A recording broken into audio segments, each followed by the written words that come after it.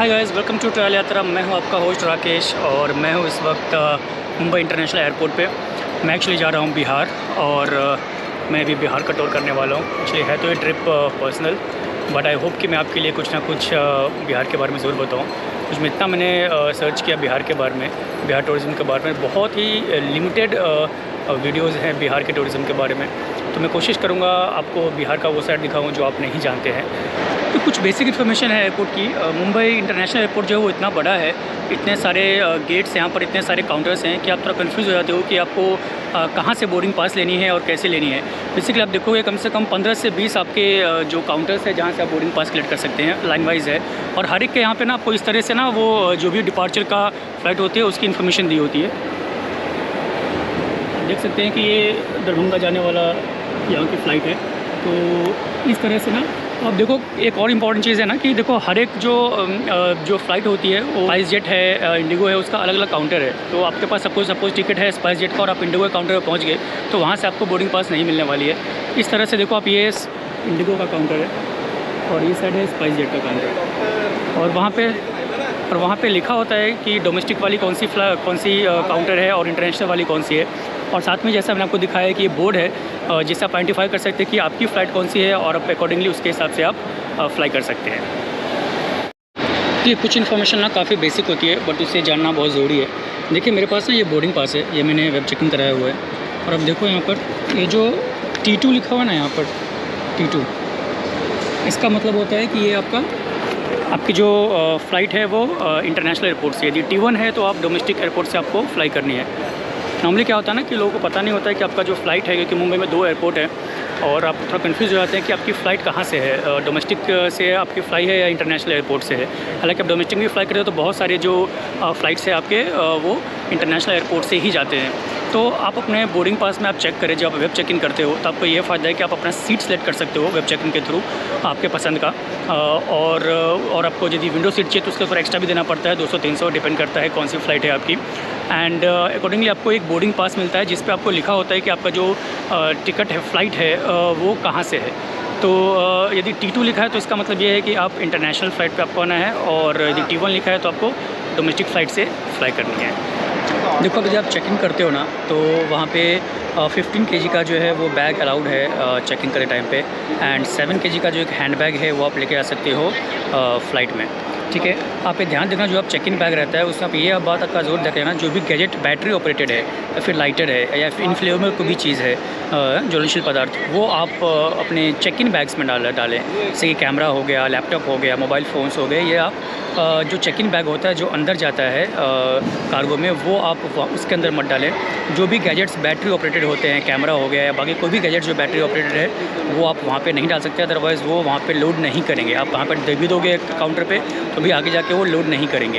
तो इस बात का ध्यान ज़रूर रखें। ये सब जो चीज़ें हैं, लैपटॉप, कैमरा और ये सब, ये आप हैंड बैग में लेके आप अंदर बस में जा सकते हैं, एयर बस में लेके जा सकते हैं। एक और चीज़, जब आप ये बोर्डिंग पास लेते हो, है ना, तो अब देखो यहाँ पर ना मैंने जैसे चेक इन किया है तो मुझे ये स्टिकर ना उन्होंने डाला हुआ है। कई बार क्या होता है ना कि आप स्टिकर लगाना ना वो भूल जाते हैं या फिर वो डालते नहीं हैं, तो इसका ना ये प्रूफ नहीं होता आपके पास कि आपने जो बैगेज है ना वो चेक इन करने के लिए दिया हुआ है। ठीक है, तो ये आप ज़रूर ध्यान रखें, जब भी आप बोर्डिंग पास लेते हो तो ये स्टिकर आप ज़रूर ध्यान रखें कि उन्हें स्टिक किया हुआ है, ताकि जब आप जहाँ से आप अराइव करोगे तो वहाँ पे जब आप अपनी बैगेज कलेक्ट करोगे तो यदि आपको नहीं मिल रही है तो आप अथॉरिटी को ये क्लेम कर सकते हो, ये दिखा के।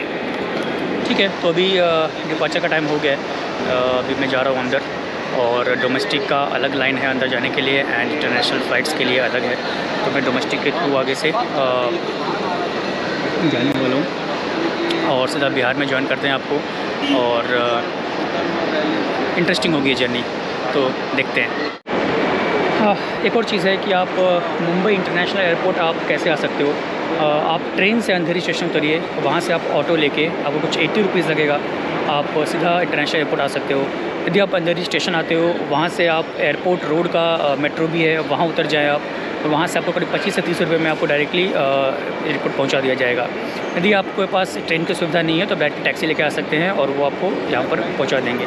कन्फर्मेशन जब आप अंधेरी स्टेशन से आते हैं तो वहाँ पे जो रिक्शा वाले होते हैं वो आपको ज़्यादा चार्ज करने की कोशिश करते हैं, जो कि आप डायरेक्टली बोलते हैं 250 या 280 रुपीज़ डायरेक्टली बोलते हैं, और एयरपोर्ट का अलग चार्जेस है 60 रुपीज़ का, ऐसा आपको बताते हैं। हालांकि ऐसा है नहीं, तो आप इस बात का ज़रूर ध्यान रखें। यदि आप ऑटो ले रहे हो आप अंधेरी स्टेशन से, तो कोई भी फ़िक्स चार्ज है नहीं यहाँ पे ऑटो को ड्रॉप करने का, या फिर कोई एयरपोर्ट का चार्ज एक्स्ट्रा नहीं है इसको ड्रॉप करने के लिए। आप डायरेक्टली मीटर से यहाँ पर आओ आप, और मैंने मीटर से ही अंधेरी स्टेशन से भी आया हूँ, मुझे करीब 80 रुपीज़ का मीटर लगा है, और डायरेक्टली आपको नीचे छोड़ दिया जाएगा। वहीं से आप लिफ्ट लेके आप P10 पे आप सीधा ऊपर आ सकते हो, और वहाँ से आप अंदर चेक इन कर सकते हो।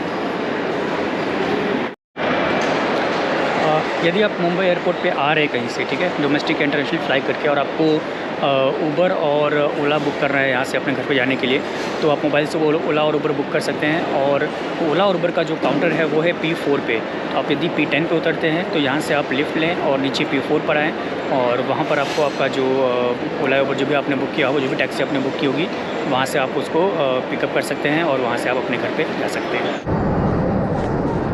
जब एयरपोर्ट पे आप सिक्योरिटी चेक इन करते हो ना, तो इस तरह से आपको मिलता है बैग। इसमें से ना आपको बैग अलग रखनी है ट्रे में, और बाकी जो लैपटॉप्स है और कैमराज है वो अलग रखना है। यदि आपने सेम बैग में रख दिया और वो आगे आपने भेज दिया, अगेन आपको वापस जाना है, अगेन सिक्योरिटी चेक करना है, बैग अलग रखना है और अलग ट्रे में लैपटॉप और कैमरा रखना है, और फिर वापस आना है। तो उसका ख्याल आप ज़रूर रखें।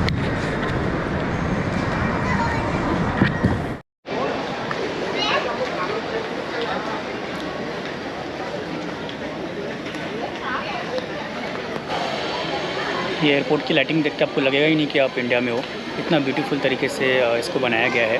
अभी सिक्योरिटी चेक इन मैंने कर लिया है, अभी यहाँ से मैं जा रहा हूँ अंदर जहाँ पे मेरा गेट है। मैं आपको एक बार अपना बोर्डिंग पास दिखा देता हूँ,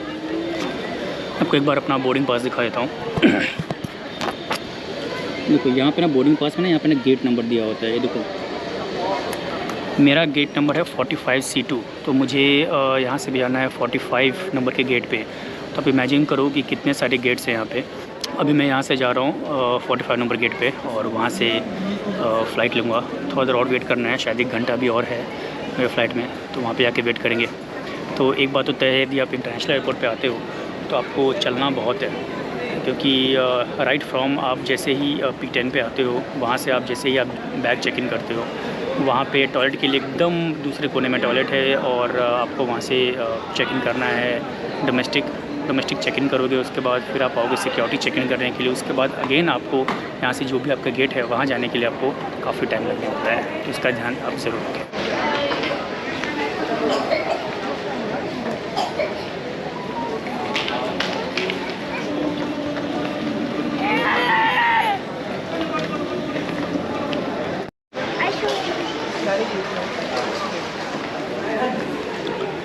अपनी फ़्लाइट ऑन टाइम है, तो यहाँ से निकलेंगे और फ़्लाइट कैच करते हैं।